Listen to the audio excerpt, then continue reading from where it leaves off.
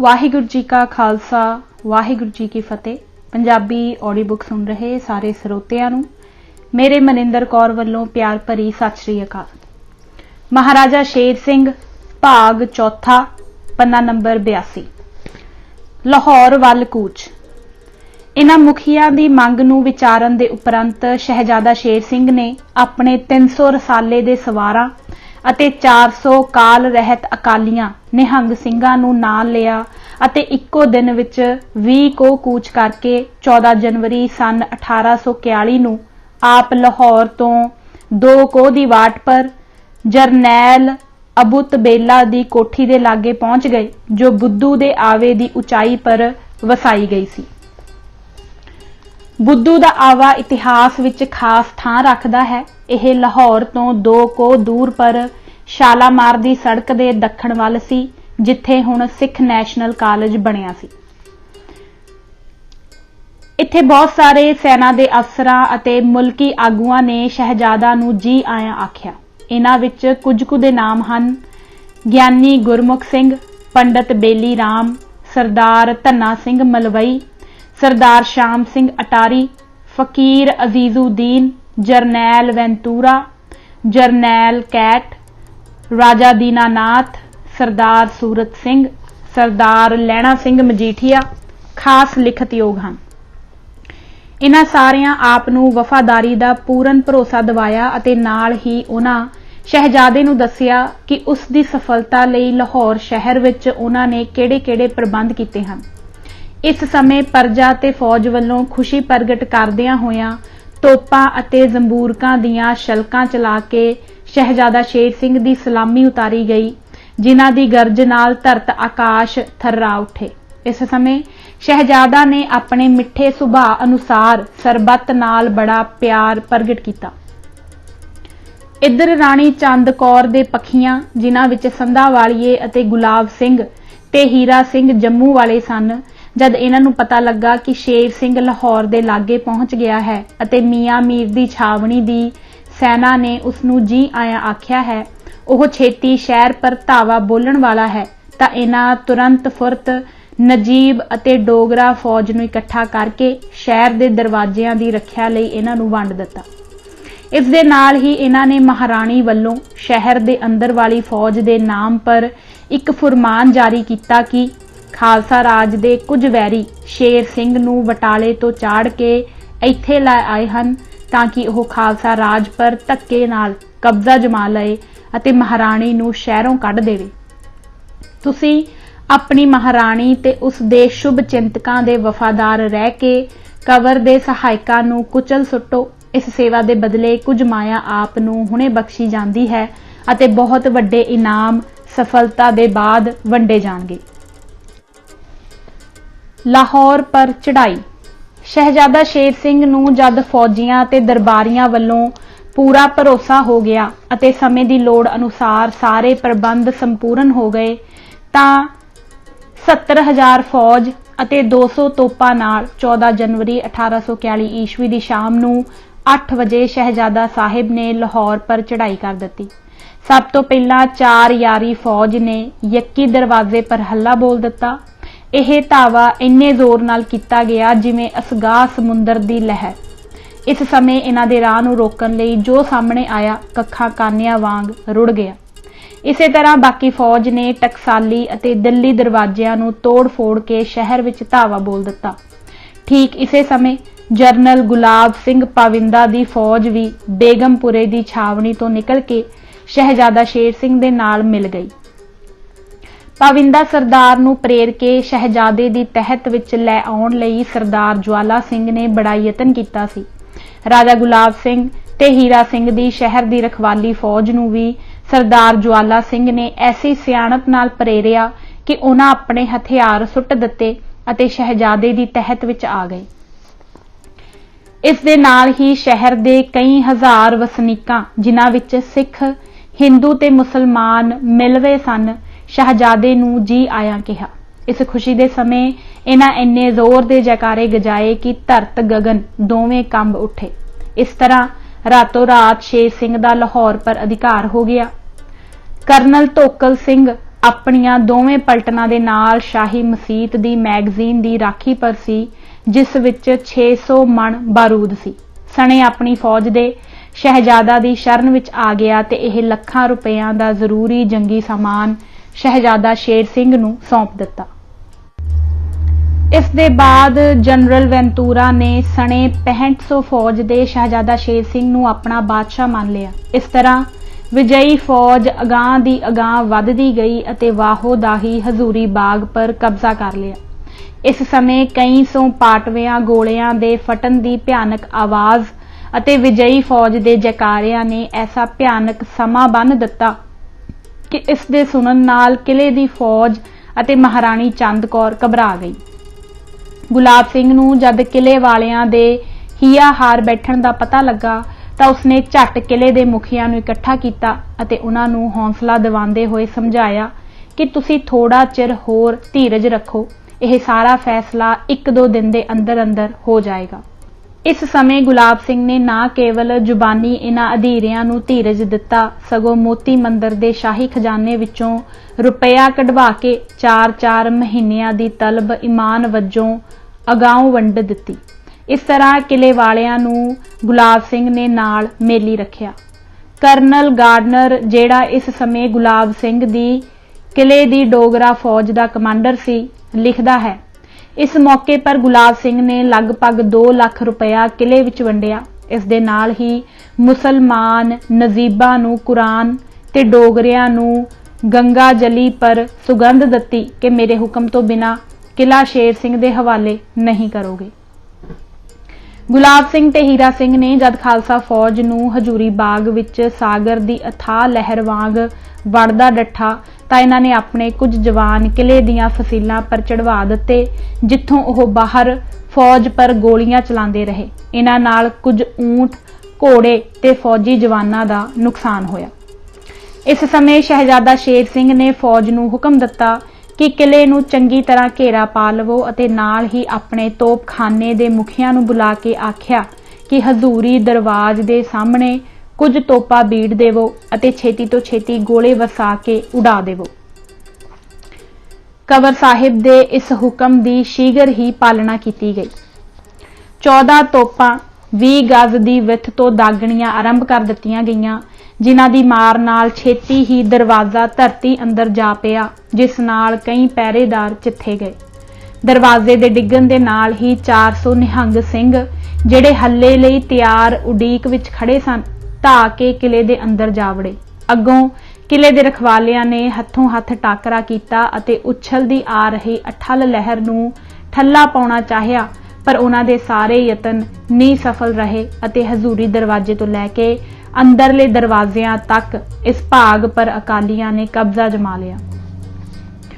ਹੁਣ ਸ਼ਹਿਜ਼ਾਦੇ ਨੇ ਹਜ਼ੂਰੀ ਦਰਵਾਜ਼ੇ ਦੇ ਅੰਦਰ ਜਾ ਕੇ ਮੌਕਾ ਡਿੱਠਾ ਤਾਂ ਪਤਾ ਲੱਗਾ ਕਿ ਧਾਵਾ ਕਰਨ ਵਾਲੀ ਫੌਜ ਦੇ ਆਸ ਤੋਂ ਵਧੇਰੇ ਜਵਾਨ ਫੱਟੜ ਅਤੇ ਸ਼ਹੀਦ ਹੋ ਗਏ ਸਨ ਅਤੇ ਉਹ ਨਾ ਸੀ ਚਾਹੁੰਦਾ ਕਿ ਲੋੜ ਤੋਂ ਵੱਧ ਇੱਕ ਵੀ ਬਹੁਮੁੱਲੀ ਜਾਨ ਬਿਰਥੀ ਗਵਾਈ ਜਾਏ।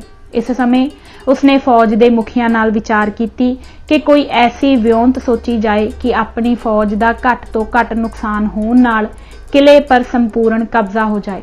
ਵਿਚਾਰ ਦੇ ਉਪਰੰਤ ਇਹ ਫੈਸਲਾ ਹੋਇਆ ਕਿ ਕਈ ਪਲਟਨਾਂ ਵਿੱਚੋਂ 94 ਨਿਸ਼ਾਨੇਬਾਜ਼ ਇਕੱਠੇ ਕੀਤੇ ਜਾਣ ਅਤੇ ਉਹਨਾਂ ਨੂੰ ਸ਼ਾਹੀ ਮਸੀਤ ਦੇ ਮੁਨਾਰਿਆਂ ਪਰ ਚੜ੍ਹਾ ਦਿੱਤਾ ਜਾਏ।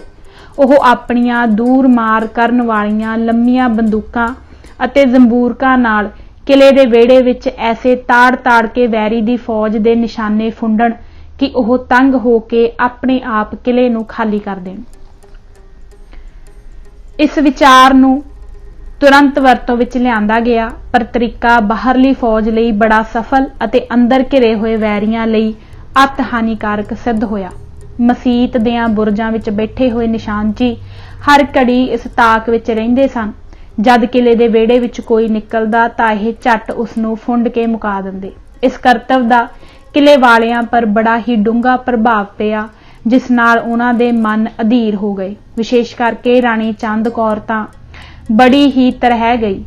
ਇਸ ਨੇ ਗੁਲਾਬ ਸਿੰਘ ਨੂੰ ਬੁਲਾ ਕੇ ਸਾਫ਼-ਸਾਫ਼ ਕਹਿ ਦਿੱਤਾ ਕਿ ਮੇਰੇ ਲਈ ਹੁਣ ਇਹ ਲੜਾਈ ਹੁਣ ਨਾ ਲੜੀ ਜਾਏ, ਕਿਉਂਕਿ ਇਸ ਵਿੱਚ ਦੋਹੀਂ ਪਾਸੇ ਮੇਰੀ ਆਪਣੀ ਹੀ ਹਾਨੀ ਹੋ ਰਹੀ ਹੈ। मैं शेर सिंह दे विरुद्ध लड़ना नहीं चाहुंदी, तुसीं छेती तो छेती यह लड़ाई बंद कर देवो।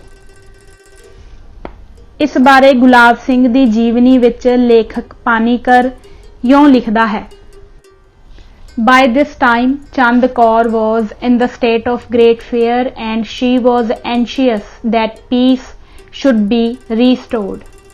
गुलाब सिंह ने जद राणी दी इस व्याकुलता दा हाल सुनिया तां इसने उसनूं बड़ा धीरज देण दा यतन कीता अते आख्या, अजे सुलाह दा समां नहीं आया है। मैं शेर सिंह तो सरकार राणी लई वध तो वध जागीर प्राप्त करनी चाहुंदा हां।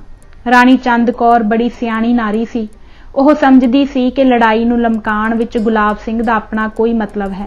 ਉਸ ਦੀ ਸਿੱਖਿਆ ਦਾ ਰਾਣੀ ਪਰ ਕੁਝ ਵੀ ਅਸਰ ਨਾ ਹੋਇਆ ਅਤੇ ਉਸਨੇ ਮਹੱਲ ਵਿੱਚ ਪਹੁੰਚ ਕੇ ਸਭ ਤੋਂ ਪਹਿਲਾ ਕੰਮ ਇਹ ਕੀਤਾ ਕਿ ਉਸਨੇ ਗੁਲਾਬ ਸਿੰਘ ਦੇ ਨਾਮ ਇੱਕ ਜ਼ਰੂਰੀ ਫਰਮਾਨ ਜਾਰੀ ਕੀਤਾ ਕਿ ਰਾਣੀ ਹਿੱਤੋਂ ਚਾਹੁੰਦੀ ਹੈ ਕਿ ਇਸ ਕੋਝੇ ਧੰਦੇ ਨੂੰ ਜਿੰਨਾ ਛੇਤੀ ਸੰਭਵ ਹੋ ਸਕੇ ਮੁਕਾ ਦਿੱਤਾ ਜਾਏ। ਇਸ ਤਰ੍ਹਾਂ ਸਾਡੀਆਂ ਖੁਸ਼ੀਆਂ ਪ੍ਰਾਪਤ ਕਰੋ। अजे भी टाल मटोला। उपर लिखे इस जरूरी फरमान दे गुलाब सिंह वल्लों पहुंचण तक भी ओह इस धंधे नूं मुकाउण विच टाल मटोला करदा दस्सिया तां चतुर महाराणी ने झट गुलाब सिंह नूं इकल वंजे छड्ड के बाबा बिक्रम सिंह जी नूं, जिहड़ा दोवां धिरां दा शुभ चिंतक सी, विचोला थाप के सुलह कराउण लई शहजादा शेर सिंह कोल भेजिया, जिसने बिना देर दे हेठ लिखियां शर्तां अनुसार सुलह करवा दित्ती। पहला, महाराणी चंद कौर दा सत्कार हुण वांग स्थिर रहेगा। दूजा, महाराणी चंद कौर जी लई कंवर शेर सिंह 9 लाख रुपए की जागीर प्रवान करदा है। तीजा, महाराजा साहिब उन्हां सारियां अपराधियां दे अपराध जिहड़े उस दे विरुद्ध लड़दे रहे हन खिमा करदे हन। चौथा, राजा गुलाब सिंह, राजा हीरा सिंह अते संधा वालिए सरदार अज रात नूं किला खाली कर देणगे। पंजवां, महाराणी चंद कौर नूं इस गल दी खुल होवेगी कि वह अपनी इच्छा अनुसार चाहे तां किले विच निवास रखे जां अपनी शहर वाली हवेली विच जा रहे। तारीख 18 जनवरी सन 1841। इस संधि पत्र दे लिखे जाण दे उपरंत दोवां धिरां वल्लों मोहरां अते हत्थ अखरां द्वारा इस दी प्रवानगी कीती गई। इस दे नाल तुरंत ही राणी चंद कौर ने खालसा राज दी हुकूमत दी गद्दी शेर सिंह दे हत्थ सौंप दित्ती अते आप राजकाज तो वख हो गई अते शहजादा शेर सिंह दे महाराजा हो जाण दी मुनादी करवा दित्ती। यह अहदनामा अजे संपूर्ण होया ही सी कि इसे रात नूं राजा ध्यान सिंह जम्मू तो लाहौर आ गया। ध्यान सिंह बड़ा चतुर आदमी सी। वह जान गया कि जो होना सी वह हो चुका है। इस समय उसने किसी तरह की नाराजगी दसन जां गिला देण दी थाएं ओह सिद्धा महाराजा शेर सिंह दे पास पुज्जा अते इस सफलता लई उसनूं वधाई दित्ती। अगों शेर सिंह भी राजा नूं बड़े प्यार नाल मिलिया अते वजारत दे पद दी उसनूं आस दवाई। खजाने दी लुट। उपरोक्त अहदनामे दी धारा 4 अनुसार 18-19 जनवरी दी विचली रात नूं जद गुलाब सिंह सने अपने बाकी रही डोगरा फौज दे किले विचों बाहर निकलिया तां किले दे खजाने विचों कई लाख रुपए दे जवाहरात, सोना, चांदी अते मोहरां गड्डियां अते घोड़ियां विच लदवा के लै गया। इस लुट बारे इस समय दे कई जाणकारां दीयां लिखतां दसदियां हन कि ओह किले विचों लगभग 80 लाख रुपए दे मुल दा धन लुट के लै गया। गुलाब सिंह दा जीवन इतिहास लेखक पानीकर उसकी सफाई पेश करदा होया लिखदा है, किला लाहौर दा लुटिया होया रुपया इन्ना नहीं सी जिन्ना कि कई इतिहासकारां ने लिखिया है। इस बारे कश्मीर दीयां पुराणियां लिखतां तो जिहड़ा सबूत मिलदा है ओह यह है कि केवल 16 गड्डे सोने चांदी दे सिक्कियां दे अते 500 घोड़ियां पर हर एक सवार दे अगे एक एक थैली सोने दीयां मोहरां दी रखवा के गुलाब सिंह ने किले विचों लिआंदा सी। इत्थे असीं एक जरूरी नोट पढ़ दिंने हां कि पानीकर दी महाराजा कश्मीर ने माया दी खुली सेवा करके उस तो अपने दृष्टिकोण तो महाराज गुलाब सिंह दा जीवन बिरतांत लिखवाया। ਜੇ ਕਿਤੇ ਪਾਣੀਕਰ ਦੀ ਲਿਖਤ ਨੂੰ ਹੀ ਸੱਚਾ ਮੰਨ ਲਈਏ ਤਾਂ ਇਹ ਲੁੱਟ ਕੋਈ ਘੱਟ ਰਕਮ ਨਹੀਂ ਦੱਸਦੀ। ਅਗਲੇ ਦਿਨ ਮਹਾਰਾਜਾ ਸ਼ੇਰ ਸਿੰਘ ਕਿਲੇ ਵਿੱਚ ਦਾਖਲ ਹੋਇਆ ਅਤੇ ਸਭ ਤੋਂ ਪਹਿਲਾਂ ਆਪ ਸਣੇ ਕੁਝ ਚੋਣਵੇਂ ਸਾਥੀਆਂ ਦੇ ਮਹਾਰਾਣੀ ਚੰਦ ਕੌਰ ਆਪਣੀ ਭਰਜਾਈ ਦੀ ਸੇਵਾ ਵਿੱਚ ਪੁੱਜਾ ਅਤੇ ਬੜੇ ਸਤਿਕਾਰ ਨਾਲ ਉਸ ਨੂੰ ਮਿਲਿਆ। ਅੱਗੋਂ ਰਾਣੀ ਨੇ ਜਦ ਮਹਾਰਾਜਾ ਨੂੰ ਆਉਂਦਾ ਡਿੱਠਾ ਤਾਂ ਉੱਠ ਕੇ ਉਸ ਨੂੰ ਜੀ ਆਇਆਂ ਨੂੰ ਕਿਹਾ ਅਤੇ ਆਪਣੇ ਬਰਾਬਰ ਬਿਠਾ ਕੇ ਖਾਲਸਾ ਰਾਜ ਦੀ ਪ੍ਰਾਪਤੀ ਲਈ ਉਸ ਨੂੰ ਵਧਾਈ ਦਿੱਤੀ। ਇੱਥੇ ਹੀ ਪੰਡਤ ਬੇਲੀ ਰਾਮ ਨੇ ਕੋਹਿਨੂਰ ਹੀਰਾ ਮਹਾਰਾਜਾ ਸ਼ੇਰ ਸਿੰਘ ਦੀ ਸੇਵਾ ਵਿੱਚ ਪੇਸ਼ ਕੀਤਾ। ਮਹਾਰਾਣੀ ਅਤੇ ਮਹਾਰਾਜਾ ਸ਼ੇਰ ਸਿੰਘ ਦਾ ਮਿਲਾਪ ਦੇਖ ਕੇ ਸੰਧਾਵਾਲੀਏ ਸਰਦਾਰਾਂ ਵਿੱਚੋਂ ਸਰਦਾਰ ਅਤਰ ਸਿੰਘ ਅਤੇ ਅਜੀਤ ਸਿੰਘ ਤਾਂ ਅੰਗਰੇਜ਼ਾਂ ਪਾਸ ਭੱਜ ਗਏ ਅਤੇ ਸਰਦਾਰ ਲਹਿਣਾ ਸਿੰਘ ਤੇ ਕਹਾਰ ਸਿੰਘ ਨਜ਼ਰਬੰਦ ਕੀਤੇ ਗਏ। ਮਹਾਰਾਜਾ ਸ਼ੇਰ ਸਿੰਘ ਦੀ ਤਖਤ ਨਸ਼ੀਨੀ ਦੇ ਅੱਖੀ ਡਿੱਠੇ ਹਾਲ। ਲਾਹੌਰ ਦੇ ਕਿਲੇ ਪਰ ਅਧਿਕਾਰ ਹੋ ਜਾਣ ਦੇ ਬਾਅਦ ਮਹਾਰਾਜਾ ਸ਼ੇਰ ਸਿੰਘ ਦੇ ਗੱਦੀ ਬੈਠਣ ਲਈ 27 ਜਨਵਰੀ 1841 ਦਾ ਦਿਨ ਨਿਯਤ ਕੀਤਾ ਗਿਆ। ਸਮੇਂ ਨੂੰ ਸੁਭਾਏਮਾਨ ਕਰਨ ਲਈ ਬਹੁਤ ਬੜੀਆਂ ਤਿਆਰੀਆਂ ਕੀਤੀਆਂ ਗਈਆਂ। ਦਰਬਾਰ ਤੋਂ ਇੱਕ ਦਿਨ ਪਹਿਲਾਂ ਕਿਲੇ ਦੇ ਦੀਵਾਨੇ ਆਮ ਨੂੰ ਸੱਜ ਵਿਆਹੀ ਲਾੜੀ ਵਾਂਗ ਸਜਾਇਆ ਗਿਆ ਸੀ। 21 ਜਨਵਰੀ ਦਾ ਦਿਨ ਚੜ੍ਹਦਿਆਂ ਹੀ ਬਹੁਤ ਬੜੀ ਗਿਣਤੀ ਵਿੱਚ ਫੌਜੀ ਅਤੇ ਮੁਲਕੀ ਦਰਬਾਰੀ ਆਪੋ ਆਪਣੀਆਂ ਥਾਵਾਂ ਪਰ ਬੈਠ ਗਏ। ਜਦ ਸਭ ਦਰਬਾਰੀ ਪਹੁੰਚ ਗਏ ਤਾਂ ਛੇਕੜ ਪਰ ਮਹਾਰਾਜਾ ਸ਼ੇਰ ਸਿੰਘ ਸਣੇ ਟਿਕਾ ਪ੍ਰਤਾਪ ਸਿੰਘ, ਸ਼੍ਰੀ ਬਾਬਾ ਬਿਕਰਮ ਸਿੰਘ ਜੀ, ਰਾਜਾ ਧਿਆਨ ਸਿੰਘ ਅਤੇ ਗਿਆਨੀ ਗੁਰਮੁਖ ਸਿੰਘ ਆਦਿ ਹਾਥੀਆਂ ਪਰ ਸਵਾਰ ਦਰਬਾਰ ਵਿੱਚ ਪਹੁੰਚ ਗਏ। ਇਨ੍ਹਾਂ ਹਾਥੀਆਂ ਦੇ ਸ਼ੀਸ਼ ਮਹੱਲ ਤੋਂ ਤੁਰਨੇ ਸਾਰ ਹੀ ਕਿਲੇ ਦੀਆਂ ਫਸੀਲਾਂ ਤੋਂ ਵਾਰੋ-ਵਾਰੀ ਤੋਪਾਂ ਦਾਗਣੀਆਂ ਆਰੰਭ ਹੋਈਆਂ ਅਤੇ ਉਸ ਸਮੇਂ ਤੱਕ ਚੱਲਦੀਆਂ ਰਹੀਆਂ ਜਦ ਤੱਕ ਇਹ ਜਲੂਸ ਚੱਕਰ ਕੱਟ ਕੇ ਦੀਵਾਨੇ ਆਮ ਵਿੱਚ ਨਾ ਸੀ ਪਹੁੰਚ ਗਿਆ। ਇਨ੍ਹਾਂ ਦੇ ਹਾਥੀਆਂ ਤੋਂ ਉਤਰਦਿਆਂ ਹੀ ਸਮੂਹ ਦਰਬਾਰੀ ਖੜੇ ਹੋ ਗਏ ਅਤੇ ਫਤਿਹ ਦੇ ਜੈਕਾਰੇ ਛੱਡੇ ਗਏ। ਹੁਣ ਸ਼੍ਰੀ ਗਿਆਨੀ ਗੁਰਮੁਖ ਸਿੰਘ ਜੀ ਨੇ ਅਰਦਾਸਾ ਆਰੰਭਿਆ। ਇਸ ਦੇ ਸੰਪੂਰਨ ਹੋਣ ਦੇ ਉਪਰੰਤ ਮੁੜ ਜੈਕਾਰੇ ਗਜਾਏ ਗਏ। ਫਿਰ ਬਾਬਾ ਬਿਕਰਮ ਸਿੰਘ ਜੀ ਨੇ ਮਹਾਰਾਜੇ ਨੂੰ ਤਖਤ ਪਰ ਬਿਰਾਜਣ ਲਈ ਕਿਹਾ ਅਤੇ ਉਹ ਤਖਤ ਪਰ ਜਾ ਬੈਠੇ। ਇਸ ਸਮੇਂ ਮੁੜ ਤੋਪਖਾਨਿਆਂ ਸਲਾਮੀ ਉਤਾਰੀ। ਇੱਕ ਜ਼ਰੂਰੀ ਫੁੱਟਨੋਟ, ਮੁਹੰਮਦ ਨਕੀ ਖਾਨ ਪਿਸ਼ਾਵਰੀ ਕਰਤਾ ਸ਼ੇਰ ਸਿੰਘ ਨਾਮਾ ਲਿਖਦਾ ਹੈ ਕਿ ਇਸ ਦਰਬਾਰ ਵਿੱਚ ਮੈਂ ਆਪ ਮੌਜੂਦ ਸਾਂ। ਇਹ ਦੀਵਾਨੇ ਆਮ ਸ਼ਾਹਜਹਾਨ ਬਾਦਸ਼ਾਹ ਦਾ ਉਸਾਰਿਆ ਹੋਇਆ ਹੈ। ਉਸ ਦੇ ਉੱਚੇ ਪਾਏ ਅਤੇ ਉਹਨਾਂ ਪਰ ਨੋਕੀ ਡਾਟਾਂ ਮੁਗਲਈ ਸਮੇਂ ਦੀ ਯਾਦ ਮੁੜ ਅੱਖਾਂ ਅੱਗੇ ਲਿਆ ਖੜਾ ਕਰਦੀਆਂ ਹਨ। ਇਸ ਦੀ ਲੰਬਾਈ 730 ਫੁੱਟ ਅਤੇ ਚੌੜਾਈ 460 ਫੁੱਟ ਹੈ।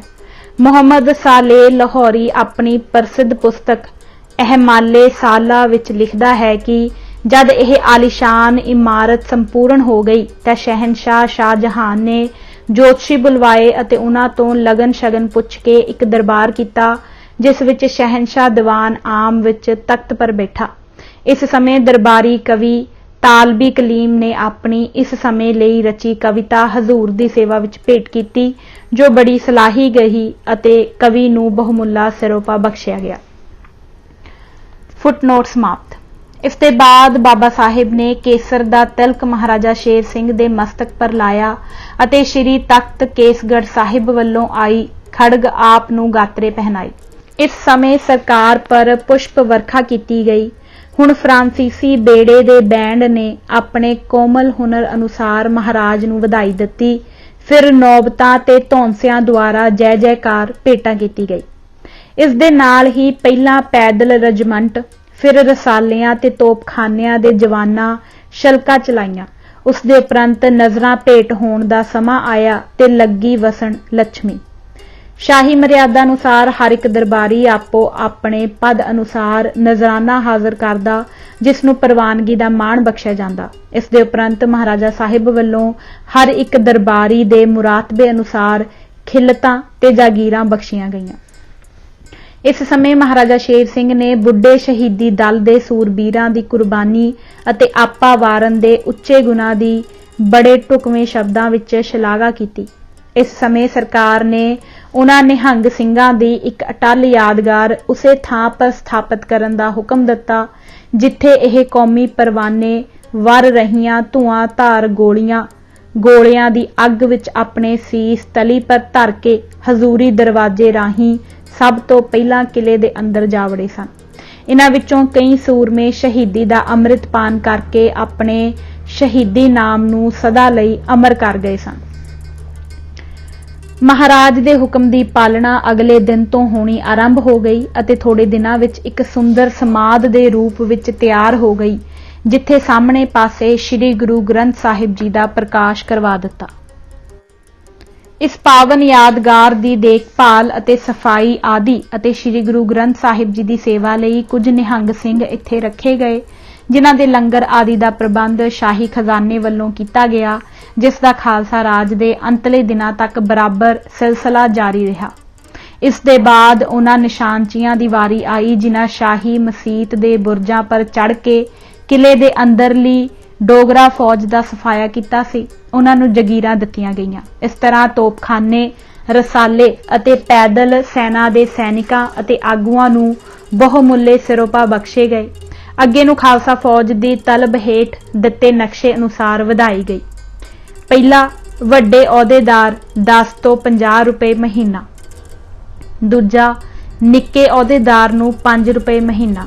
ਤੀਜਾ, ਹਰ ਸਿਪਾਹੀ ਨੂੰ 2 ਰੁਪਏ ਮਹੀਨਾ ਦੇ ਹਿਸਾਬ ਨਾਲ ਤਲਬ ਵਧਾ ਦੇਣ ਦਾ ਐਲਾਨ ਉੱਥੇ ਹੀ ਕੀਤਾ ਗਿਆ। ਇਸ ਤੋਂ ਛੁੱਟ ਜ਼ਰੂਰੀ ਰੱਖਿਆ ਸਥਾਨਾਂ ਦੀਆਂ ਨੌਕਰੀ ਪਹਿਰੇ ਵਾਲਿਆਂ ਤੋਂ ਵਾਧੂ ਸਭ ਸੈਨਾ ਨੂੰ ਦਰਬਾਰ ਦੀ ਖੁਸ਼ੀ ਵਿੱਚ ਇੱਕ ਸਤਵਾਰੇ ਦੀ ਛੁੱਟੀ ਦਿੱਤੀ ਗਈ। ਇਸ ਤਰ੍ਹਾਂ ਇਹ ਇਤਿਹਾਸਕ ਦਰਬਾਰ ਬੜੀ ਸਫਲਤਾ ਨਾਲ ਸੰਪੂਰਨ ਹੋਇਆ। ਘਰੋਗੀ ਝਗੜੇ ਮੁਕਾਉਣ ਦਾ ਯਤਨ। ਮਹਾਰਾਜਾ ਸ਼ੇਰ ਸਿੰਘ ਨੇ ਖਾਲਸਾ ਰਾਜ ਦੀ ਹਕੂਮਤ ਹੱਥ ਵਿੱਚ ਲੈਂਦਿਆਂ ਹੀ ਸਭ ਤੋਂ ਪਹਿਲੀ ਸ਼ੁਭ ਵਿਚਾਰ ਇਹ ਵਿਚਾਰੀ ਕਿ ਕੋਈ ਐਸੀ ਵਿਉਂਤ ਕੱਢੀ ਜਾਏ ਜਿਸ ਨਾਲ ਘਰੋਗੀ ਝਗੜੇ ਅਤੇ ਧੜੇਬੰਦੀਆਂ ਦਾ ਅੰਤ ਹੋ ਜਾਏ। ਸੋ ਲੰਮੀ ਸੋਚ ਦੇ ਬਾਅਦ ਇਸ ਸਿੱਟੇ ਪਰ ਪਹੁੰਚੇ ਕਿ ਰਾਣੀ ਚੰਦ ਕੌਰ ਜੀ ਨਾਲ ਵਿਆਹ ਕਰਵਾ ਲਿਆ ਜਾਏ, ਜੋ ਕਿ ਗੁਰੂ ਆਸ਼ੇ ਦੇ ਅਨੁਕੂਲ ਹੈ। ਇਸ ਪਰ ਹੋਰ ਵਧੇਰੇ ਵਿਚਾਰ ਕਰਨ ਲਈ ਆਪ ਨੇ ਸ਼੍ਰੀ ਬਾਬਾ ਬਿਕਰਮ ਸਿੰਘ ਜੀ, ਭਾਈ ਗੁਰਮੁਖ ਸਿੰਘ ਜੀ ਗਿਆਨੀ, ਸਰਦਾਰ ਜਵਾਲਾ ਸਿੰਘ, ਪੰਡਤ ਬੇਲੀ ਰਾਮ ਜੀ ਤੇ ਅਯੁੱਧਿਆ ਪ੍ਰਸਾਦ ਜੀ ਦਾ ਇੱਕ ਜਾਤੀ ਇਕੱਠ ਬੁਲਵਾਇਆ ਅਤੇ ਮਹਾਰਾਜਾ ਨੇ ਆਪਣੀ ਵਿਚਾਰ ਉਹਨਾਂ ਮੂਹਰੇ ਰੱਖੀ ਅਤੇ ਨਾਲ ਹੀ ਉਹਨਾਂ ਨੇ ਇਹ ਵੀ ਖੁੱਲ੍ਹ ਦਿੱਤੀ ਕਿ ਹਰ ਇੱਕ ਦਰਬਾਰੀ ਬਿਨਾਂ ਪੱਖਪਾਤ ਤੋਂ ਆਪੋ ਆਪਣੀ ਸੁਤੰਤਰ ਰਾਏ ਪ੍ਰਗਟ ਕਰੇ। ਮਹਾਰਾਜਾ ਦਾ ਆਖਿਆ ਸੁਣ ਕੇ ਇਹਨਾਂ ਇਸ ਕਾਰਜ ਦੇ ਹਰ ਇੱਕ ਪੱਖ ਪਰ ਡੂੰਘੇ ਵਿਚਾਰ ਕੀਤੀ। ਸੋਚ ਦੇ ਬਾਅਦ ਇਹ ਸਭ ਇਸ ਸਿੱਟੇ ਪਰ ਪਹੁੰਚੇ ਕਿ ਇਹ ਵਿਚਾਰ ਬੜਾ ਸੁਖਦਾਈ ਹੈ ਅਤੇ ਛੇਤੀ ਹੀ ਇਸ ਨੂੰ ਸਫਲਤਾ ਤੱਕ ਪਹੁੰਚਾਇਆ ਜਾਵੇ। ਮਹਾਰਾਜਾ ਸਾਹਿਬ ਇਹਨਾਂ ਸਾਰਿਆਂ ਖਾਲਸਾ ਰਾਜ ਦੇ ਸ਼ੁਭ ਚਿੰਤਕਾਂ ਦੀ ਮਿਲਵੀਂ ਰਾਏ ਸੁਣ ਕੇ ਪ੍ਰਸੰਨ ਹੋਏ। ਇਹ ਸੇਵਾ ਬਾਬਾ ਬਿਕਰਮ ਸਿੰਘ ਜੀ ਨੇ ਆਪਣੇ ਜ਼ਿੰਮੇ ਲੈ ਲਈ ਕਿ ਉਹ ਯੋਗ ਤਰੀਕੇ ਨਾਲ ਯੋਗ ਸਮੇਂ ਇਹ ਵਿਚਾਰ ਰਾਣੀ ਚੰਦ ਕੌਰ ਦੇ ਸਾਹਮਣੇ ਰੱਖਣਗੇ। ਮਹਾਰਾਣੀ ਦੀ ਪ੍ਰਵਾਨਗੀ। ਉੱਪਰਲੀ ਵਿਚਾਰ ਨੂੰ ਅਜੇ ਬਹੁਤੇ ਦਿਨ ਨਹੀਂ ਸਨ ਬੀਤੇ ਕਿ ਬਾਬਾ ਜੀ ਨੇ ਮਹਾਰਾਜਾ ਸ਼ੇਰ ਸਿੰਘ ਦੀ ਇੱਛਾ ਰਾਣੀ ਸਾਹਮਣੇ ਪ੍ਰਗਟ ਕੀਤੀ, ਜਿਸ ਨੂੰ ਰਾਣੀ ਚੰਦ ਕੌਰ ਜੀ ਨੇ ਬੜੀ ਗੌਰ ਨਾਲ ਸੁਣਿਆ, ਕਿਉਂਕਿ ਬਾਬਾ ਜੀ ਨੂੰ ਮਹਾਰਾਣੀ ਰਾਜ ਘਰਾਣੇ ਦਾ ਸ਼ੁਭ ਚਿੰਤਕ ਸਮਝਦੀ ਸੀ। ਇਸ ਲਈ ਉਸਨੇ ਬਾਬਾ ਜੀ ਨੂੰ ਦੱਸਿਆ ਕਿ ਮੈਂ ਆਪ ਜੀ ਦੇ ਬਚਨਾਂ ਦਾ ਤਨੋ ਮਨੋ ਸਤਿਕਾਰ ਕਰਦੀ ਹਾਂ ਅਤੇ ਇਹ ਵਿਚਾਰ ਮੈਨੂੰ ਪ੍ਰਵਾਨ ਹੈ। ਪਰ ਮਹਾਰਾਜਾ ਜੀ, ਮਹਾਰਾਜਾ ਖੜਗ ਸਿੰਘ ਅਤੇ ਕੰਵਰ ਜੀ ਕੰਵਰ ਨਿਹਾਲ ਸਿੰਘ ਦੇ ਗੁਰਪੁਰੀ ਚਲਾਣੇ ਨੂੰ ਅਜੇ ਥੋੜਾ ਸਮਾਂ ਹੀ ਬੀਤਿਆ ਹੈ। ਇਸ ਬਾਰੇ ਮੇਰੀ ਸਨੀਮਰ ਬੇਨਤੀ ਹੈ ਕਿ ਇਸ ਕਾਰਜ ਨੂੰ ਵਰਤੋਂ ਵਿੱਚ ਲਿਆਵਣ ਲਈ ਕੁਝ ਸਮਾਂ ਹੋਰ ਉਡੀਕ ਲਿਆ ਜਾਵੇ। ਬਾਬਾ ਜੀ ਨੇ ਰਾਣੀ ਜੀ ਦੀ ਮੰਗ ਨੂੰ ਬੜੀ ਸਿਆਣਪ ਭਰੀ ਸਮਝ ਕੇ ਉਸ ਨਾਲ ਸਹਿਮਤੀ ਪ੍ਰਗਟ ਕੀਤੀ ਅਤੇ ਨਾਲ ਇਹ ਵੀ ਕਹਿ ਦਿੱਤਾ ਕਿ ਬੇਸ਼ੱਕ ਤੁਸੀਂ ਕੁਝ ਸਮਾਂ ਉਡੀਕ ਲਵੋ, ਪਰ ਇਹ ਸ਼ੁਭ ਕਾਰਜ ਜਿਤਨਾ ਜਲਦੀ ਹੋ ਜਾਵੇ ਉਤਨਾ ਵਧੇਰੇ ਸੁਖਦਾਈ ਹੋਵੇਗਾ। ਇਸ ਦੇ ਬਾਅਦ ਬਾਬਾ ਬਿਕਰਮ ਸਿੰਘ ਜੀ ਨੇ ਮਹਾਰਾਣੀ ਦੀ ਵਿਚਾਰ ਮਹਾਰਾਜਾ ਸ਼ੇਰ ਸਿੰਘ ਨੂੰ ਆ ਦੱਸੀ। ਮਹਾਰਾਜੇ ਨੇ ਵੀ ਮਹਾਰਾਣੀ ਦੇ ਖਿਆਲਾਂ ਨੂੰ ਯੋਗ ਸਮਝਿਆ ਅਤੇ ਬਾਬਾ ਜੀ ਨੂੰ ਕਿਹਾ ਕਿ ਆਪ ਜਦ ਚਾਹੋ ਰਾਣੀ ਦੀ ਇੱਛਾ ਅਨੁਸਾਰ ਕੋਈ ਦਿਨ ਨਿਯਤ ਕਰ ਲੈਣਾ ਅਤੇ ਇਹ ਕਾਰਜ ਸਿਰੇ ਚਾੜ ਦੇਣਾ। ਕੁਝ ਸਮੇਂ ਦੇ ਉਪਰੰਤ ਬਾਬਾ ਜੀ ਨੇ ਉਹ ਗੱਲ ਮੁੜ ਮਹਾਰਾਣੀ ਨੂੰ ਚੇਤੇ ਕਰਵਾਈ। ਇਸ ਸਮੇਂ ਉਸਨੇ ਬਾਬਾ ਜੀ ਨੂੰ ਆਗਿਆ ਦੇ ਦਿੱਤੀ ਕਿ ਆਪ ਹੀ ਇਸ ਕਾਰਜ ਨੂੰ ਸਿਰੇ ਚੜਾਉਣ ਲਈ ਕੋਈ ਦਿਨ ਨਿਯਤ ਕਰ ਲਵੋ ਅਤੇ ਆਪ ਹੀ ਦੋਹਾਂ ਧਿਰਾਂ ਵੱਲੋਂ ਵਿਚੋਲਾ ਹੋ ਕੇ ਇਸ ਕਾਰਜ ਨੂੰ ਸੰਪੂਰਨਤਾ ਤੱਕ ਪਹੁੰਚਾਓ। सो बाबा जी ने दोहां दी इच्छा अनुसार एक दिन नियत कर दिता। हुण जद कारज दी पूर्ति लई केवल एक सतवारा बाकी रह गया तां यह खबर घर दी एक पहाड़ी हिलण ने राजा गुलाब सिंह नूं पहुंचा दित्ती। इस दे सुनन नाल पहिलां तां ओह घबराया, क्योंकि ओह समझदा सी राणी ते राजा दा मेल हो गया तां पहिलां तां राणी दी 9 लाख रुपए दी जागीर उसे दिन मेरे हत्थों निकल जावेगी। दूजा लाहौर दे किले तो जिहड़ा खजाना मैं राणी दे नाम पर लुट के लिआया हां ओह सब मैनू मोड़ के देना पवेगा। इसलिए अजे समा है कि इस दे सिरे चढ़न तो पहला कोई ऐसा अटका पाया जावे जिस नाल यह कारज अधवाटे ही अपूर्ण रह जावे। ऐसियां गोंदां ते जाल खिलारने अते उन्हां विच दाने तो दानियां नूं फसा लैना उसदा नित करम सी। इस समय उसने झट राणी चंद कौर दे भाई सरदार चंदा सिंह कन्हैया फतेहगढ़ वाले नूं अपने कोल बुलवा लिया ते उसनूं अपना हथियार बना के ऐसे ढंग नाल वरतिया कि जो कुछ गुलाब सिंह चाहुंदा सी ओह उस सरदार तो पूरा करवा लिया। सरदार चंदा सिंह नूं गुलाब सिंह ने दस्सिया कि राणी चंद कौर नूं महाराजा शेर सिंह ने विआह करवाउण लई मनवा लिया है। भोली महाराणी नहीं जानदी कि विआह तां केवल दिखलावा है। यह सब कुछ उसकी जान लैण लई एक डूंगी चाल है। दूजे इस कुकर्म नाल आप दे उग्र घराणे दा नाम सदा लई कलंकित हो जावेगा। हुण समा है अते आप अज ही जाके राणी नूं समझावो कि ओह अपने पिता पितामा दी पत अते अपनी जान दी रखिया चाहुंदी है तां इस कारज तो बच के रहे। गुलाब सिंह ने कन्हैया सरदार दे साफ मन पर अपनी कथनी दा इतना विहुला प्रभाव पाया कि वह गुलाब सिंह तो विदा होके सिद्धा महाराणी चंद कौर नूं जा मिलिया अते बड़े दर्द भरे शब्दां नाल अपनी भैण नूं आखिया कि आप दा महाराजा शेर सिंह नाल चादर पाउण दा कुकर्म साडे सारे घराणे दा नक अपने हत्थीं आप वड्डना है। दूजा यह आप दी जान लैण लई पसारा पसारिया गया है। अपने वड्डे वडेरियां दी पत अते अपनी जान दी राखी नूं मुख रख के आप इस काम दा नाम भी ना लवो। सरदार चंदा सिंह ने राणी चंद कौर पर इस समय इतना भार पाया कि छेकड़ लाचार उसने अपने भाई दी मंग अगे सिर झुका दिता। अगले दिन राणी ने बाबा साहिब दे राही इस अटका पै जाण दी खबर महाराजे नूं पहुंचा दिती, जिस नाल महाराजे नूं बड़ी उदासी हुई। इस तरह इस बने बनाए कारज विच विघन पवाउण विच गुलाब सिंह पूरी तरह सफल हो गया। गुलाब सिंह दा इस कारज नूं सिरे ना चढ़न देण विच एक गुज्जा राज सी। राणी ने बहुत सारे जवाहरात गुलाब सिंह दे पास अमानत रखे सन। वह चाहुंदा सी कि महाराणी ते महाराज विचाले मिलाप ना हो सके, ताकि उसनूं कोई योग समा मिल जावेगा तां वह छेती ही राणी नूं पार बुला देवे अते उसदी जागीर दी आमदनी दा धन अते अमानत दा बहुमुल्ला पदार्थ इसे दे पास ही रह जाण। इस दी प्रौढ़ता लई एक होर चंगे खोजी इतिहासकार दी लिखत असी उसदे अपने शब्दां विच हेठ दिंदे हां। ऊपर हम लिख चुके हैं कि वास्ते परवरिश रानी चंद कौर के एक जागीर 9 लाख रुपए की जम्मू के करीब महाराजा शेर सिंह की तरफ से मुकर्रर हुई थी और रानी की तरफ से गुलाब सिंह उसका मुख्तियार मुकर्रर हुआ था। चुनाची इस जागीर से सिर्फ खर्च अखराजात रोजमर्रा के रानी साहिब को कुछ रुपया मिलता था और बाकी का गुलाब सिंह खुद हजम करता था। रानी साहिबा जो कि अब तक किला में रहा करती थी, उस मकान में जो कंवर नौनिहाल सिंह के वास्ते रहने को शहर लाहौर में तामीर कराया था जा रही। अगरचे उसका इरादा किले में रहने का था और शेर सिंह भी यही चाहता था, क्योंकि उसका ये इरादा था कि वो चादर डाल के उसको अपनी रानी बना ले। लेकिन गुलाब सिंह ने ऐसे जोड़ तोड़ किए कि ये बात होने ना पाई। वजह इस चाल चलने की ये थी कि गुलाब सिंह ने ख्याल किया कि अगर रानी साहिबा और शेर सिंह में शादी हो गई तो बिल्कुल माल रानी मौसूफा का उसके हाथ नहीं लगेगा। और सवाए इसके शेर सिंह को ये भी मालूम हो जाएगा कि मैं बहुत सा सामान कीमती और जवाहरात वगैरह लाहौर किले से ले आया हूं, और अजब नहीं कि वो उनको मुझसे तलब करे।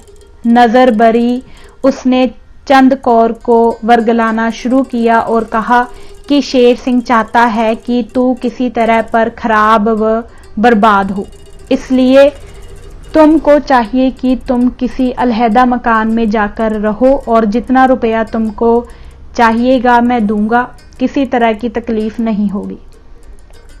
इस तरह एक अत सुखदाई कारज नूं जिस दे सिरे चढ़ जाण नाल खालसा राज दीआं बहुत सारियां औंकड़ां अपने आप साफ हो जाणीआं सन। अपस्वार्थियां ने अपने निजी लाभ लई ऐसा विगाड़िया जिस दा फल अगे जाके बड़े भयानक रूप विच प्रगट हो गया। सिक्का चलाउणा। महाराजा शेर सिंह नूं गद्दी पर बैठिया अजे बहुते दिन नहीं सन बीते कि आप ने अपने नाओ दा सिक्का चलाउण दीआं तैयारियां दा हुक्म दिता। यह सारे प्रबंध छेती पूर्ण हो गए तां 13 अप्रैल सन 1841 नूं विसाखी वाले दिन पहला रुपया ढालिया गया, जिस दे सामने पासे उपर अकाल सहाय अते विच शेर सिंह लिखिया होया सी अते पिछले पासे सम्मत सी। रुपये बुतकी ते पैसे दा तोल ते आकार उतना ही सी जितना नानक शाही सिक्के दा। पुनर्जन्म। इन्हां दिनां विच ही एक बड़ी बचित्र घटना सामने आई जिस दे कारण सारे लाहौर विच हाहाकार मच गई। यह घटना 10 मई सन 1841 दी है। इस दिन दरिया रावी दे लागे अंबां दी झंगी विच शाही प्रति भोजन किया गया।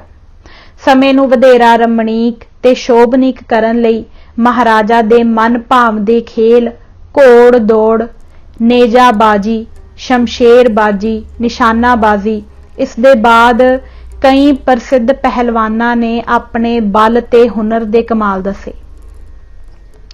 फिर हाथियां दे घोल, ऊंठां, भैंसियां ते मेढियां दी लड़ाई दे दृश्य सामने आए।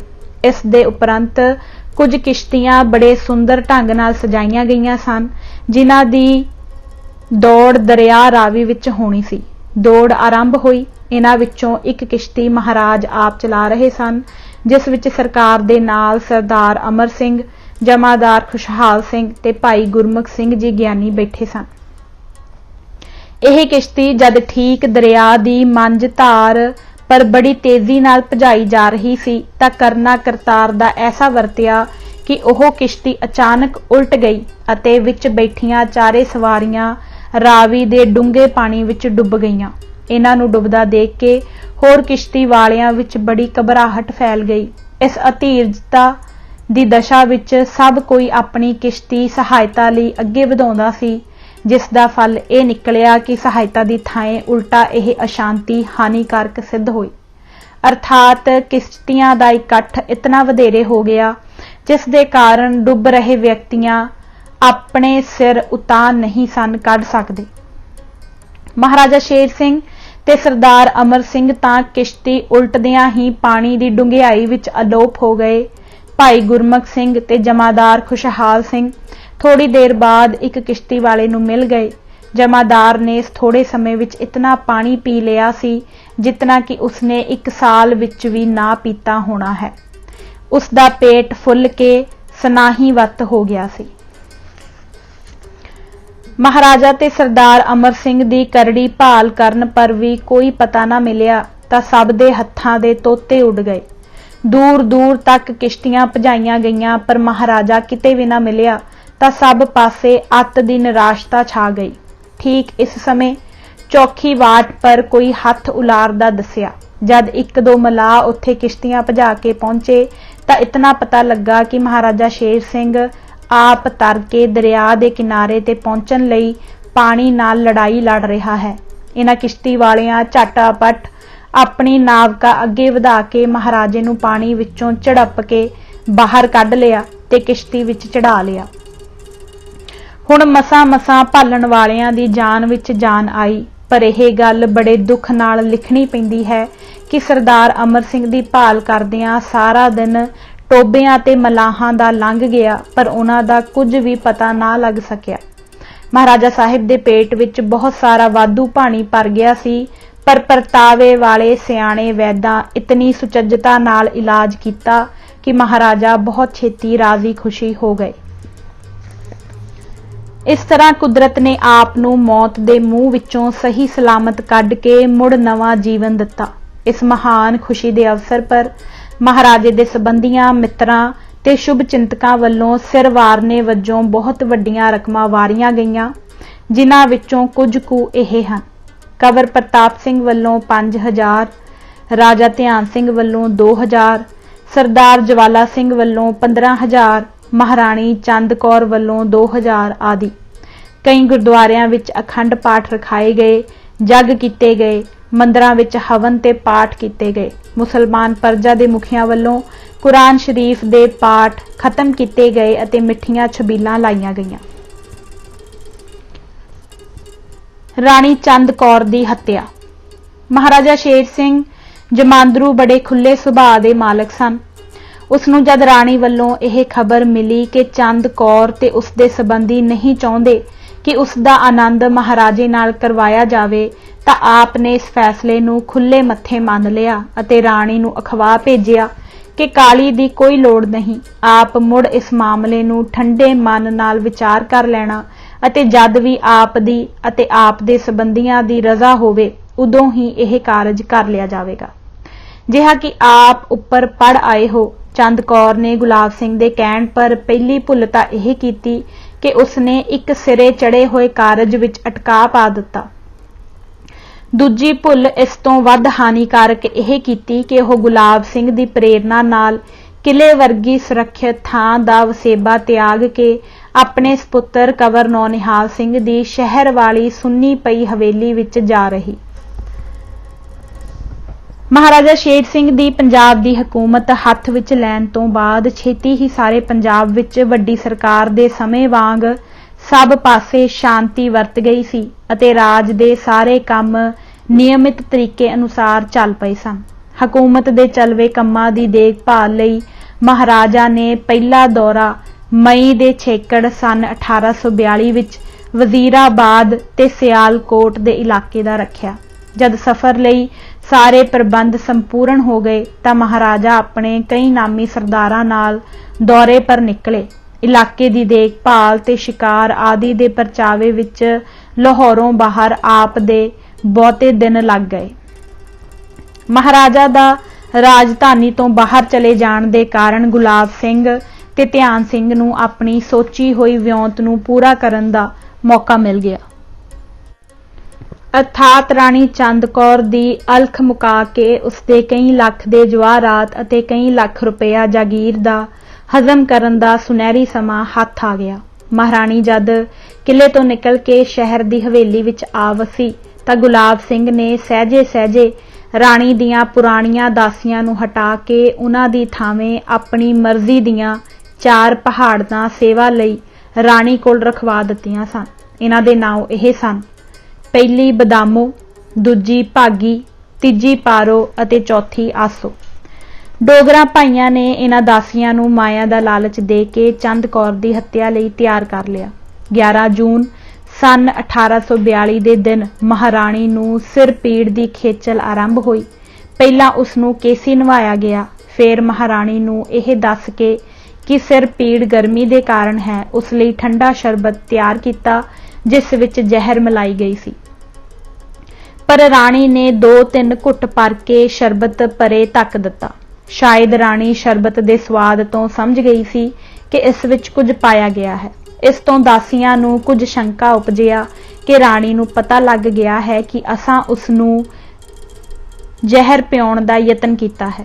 ਜੇ ਕਦੇ ਕੱਲ ਸਵੇਰੇ ਰਾਣੀ ਨੇ ਇਹ ਖਬਰ ਬਾਹਰ ਦੱਸ ਦਿੱਤੀ ਤਾਂ ਨਿਰਸੰਦੇਹ ਸਾਨੂੰ ਫਾਹੇ ਲਾ ਦਿੱਤਾ ਜਾਵੇਗਾ। ਹੁਣ ਹੀ ਸਮਾਂ ਹੈ ਕਿ ਅੱਜ ਰਾਤ ਹੀ ਇਸ ਦੀ ਅਲਖ ਮੁਕਾ ਦੇਣੀ ਚਾਹੀਦੀ ਹੈ। ਇੱਧਰ ਸਾਰੇ ਦਿਨ ਦੀ ਪੀੜ ਦੇ ਬਾਅਦ ਅੱਧੀ ਰਾਤ ਦੇ ਲਗਭਗ ਕੁਝ ਦਰਦ ਘਟ ਗਿਆ ਅਤੇ ਉਸ ਦੀ ਅੱਖ ਲੱਗ ਗਈ। ਇਹ ਸਮਾਂ ਇਹਨਾਂ ਲੂਣ ਹਰਾਮ ਦਾਸੀਆਂ ਨੂੰ ਰਾਣੀ ਨੂੰ ਮਾਰ ਮੁਕਾਉਣ ਦਾ ਯੋਗ ਦੱਸਿਆ। ਇਹਨਾਂ ਵਿੱਚੋਂ ਇੱਕ ਪਹਾੜਨ ਦਾਸੀ ਨੇ ਰਸੋਈ ਵਿੱਚੋਂ ਮਸਾਲਾ ਪੀਸਣ ਵਾਲੀ ਸਿਲ ਲਿਆ ਕੇ ਉਸ ਦੇ ਸਿਰ ਵਿੱਚ ਮਾਰੀ, ਜੋ ਇਤਨੇ ਜ਼ੋਰ ਦੀ ਵੱਜੀ ਜਿਸ ਨਾਲ ਉਹ ਬਿਨਾਂ ਬੋਲੇ ਪ੍ਰਾਣ ਤਿਆਗ ਗਈ। ਇਸ ਹੱਤਿਆ ਬਾਰੇ ਜਿਨ੍ਹਾਂ ਦਾ ਫਰਜ਼ ਪੁੱਛ ਪੜਤਾਲ ਕਰਨੀ ਸੀ, ਉਹ ਆਪ ਇਸ ਕੁਕਰਮ ਦੇ ਕਰਤਾ ਧਰਤਾ ਸਨ। ਇਸ ਲਈ ਅਗਲੇ ਦਿਨ 12 ਜੂਨ 1842 ਦੀ ਦੁਪਹਿਰ ਨੂੰ ਬਿਨਾਂ ਕਿਸੇ ਧੂਮ-ਧਾਮ ਦੇ ਰਾਣੀ ਚੰਦ ਕੌਰ ਦਾ ਸੰਸਕਾਰ ਕਰਕੇ ਇਸ ਅਤ ਬੇਤਰਸੀ ਨਾਲ ਕੀਤੀ ਗਈ ਹੱਤਿਆ ਨੂੰ ਠੱਪ ਦਿੱਤਾ ਗਿਆ। ਚੰਦ ਕੌਰ ਬੜੀ ਧਾਰਮਿਕ ਰੁਚੀਆਂ ਰੱਖਣ ਵਾਲੀ ਮਹਾਰਾਣੀ ਸੀ। ਭੇਦ ਖੁੱਲ੍ਹ ਜਾਣਾ।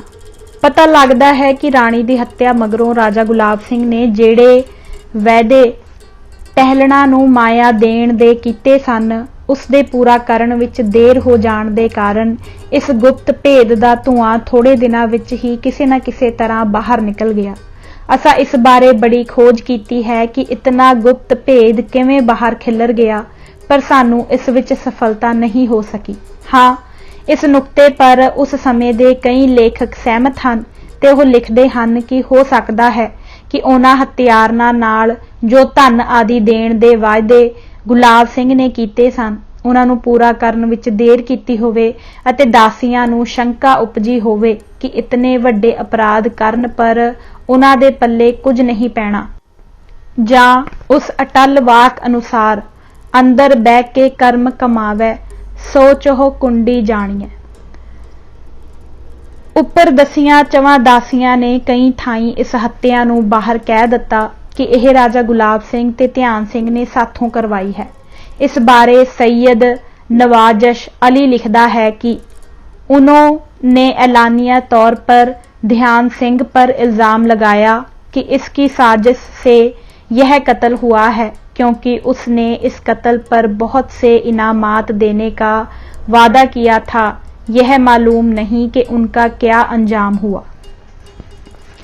जद ध्यान सिंह दे कन्ना तੀਕ ਇਹ खबर पहुंची ਤਾਂ ਉਸਨੇ ਉਸੇ ਪਲ ਉਹਨਾਂ ਨੂੰ ਫੜਵਾ ਮੰਗਾਇਆ ਅਤੇ ਆਪਣੇ ਆਪ ਨੂੰ ਜਨਤਾ ਦੇ ਸਾਹਮਣੇ ਨਿਆਂਕਾਰੀ ਦੱਸਣ ਲਈ ਪਹਿਲਾਂ ਇਹਨਾਂ ਦੀਆਂ ਜ਼ਬਾਨਾਂ ਵਢਾ ਦਿੱਤੀਆਂ। ਇਸ ਤਰ੍ਹਾਂ ਉਸਨੇ ਇੱਕ ਪੱਥਰ ਨਾਲ ਦੋ ਸ਼ਿਕਾਰ ਮਾਰੇ ਸਨ। ਇੱਕ ਤਾਂ ਇਹ ਕਿ ਜਨਤਾ ਦੇ ਸਾਹਮਣੇ ਉਹ ਨਿਆਂਕਾਰੀ ਤੇ ਨਿਰਦੋਸ਼ ਸਾਬਤ ਹੋਵੇਗਾ, ਦੂਜਾ ਜਦ ਇਹਨਾਂ ਦੀਆਂ ਰਸਨਾਂ ਹੀ ਨਹੀਂ ਹੋਣਗੀਆਂ ਤਾਂ ਉਹ ਸੱਚ ਨੂੰ ਪ੍ਰਗਟ ਨਹੀਂ ਕਰ ਸਕਣਗੀਆਂ। ਫਿਰ ਉਸ ਦਿਨ ਉਹਨਾਂ ਨੂੰ ਰਾਵੀ ਪਾਰ ਲਿਜਾ ਕੇ ਕਤਲ ਕਰਵਾ ਦਿੱਤਾ। ਇੱਕ ਹੋਰ ਲੇਖਕ ਲਿਖਦਾ ਹੈ, ਧਿਆਨ ਸਿੰਘ ਨੇ ਹਾੜ ਦੀ ਸੰਗਰਾਂਦ ਵਾਲੇ ਦਿਨ ਹੀ ਆਸੋ ਭਾਗੋ ਆਦਿ ਨੂੰ ਗੱਡੇ ਵਿੱਚ ਪਾ ਕੇ ਕਰੜੇ ਪਹਿਰੇ ਹੇਠ ਪਿੰਡ ਸ਼ਾਹੂ, ਜਿਹੜਾ ਰਾਵੀ ਦੇ ਪਾਰਲੇ ਕੰਢੇ ਹੈ, ਉੱਥੇ ਇਹਨਾਂ ਦੇ ਟੁਕੜੇ ਕਰਵਾ ਕੇ ਦਰਿਆ ਵਿੱਚ ਰੋੜ ਦਿੱਤੇ। ਡੋਗਰੇ ਭਾਈਆਂ ਦਾ ਇਹ ਮੰਨਿਆ ਹੋਇਆ ਕਮਾਲ ਸੀ ਕਿ ਜਦ ਇਹ ਕੋਈ ਘੋਰ ਪਾਪ ਕਰਦੇ ਹੁੰਦੇ ਸਨ ਤਾਂ ਜਨਤਾ ਦੇ ਸਾਹਮਣੇ ਆਪਣੇ ਆਪ ਨੂੰ ਵਿਦੋਸ਼ਾ ਸਿੱਧ ਕਰਨ ਲਈ ਇਹ ਆਪਣਾ ਗੁਨਾਹ ਦੂਜਿਆਂ ਦੇ ਸਿਰ ਥੱਪ ਦਿੱਤਾ ਕਰਦੇ ਸਨ।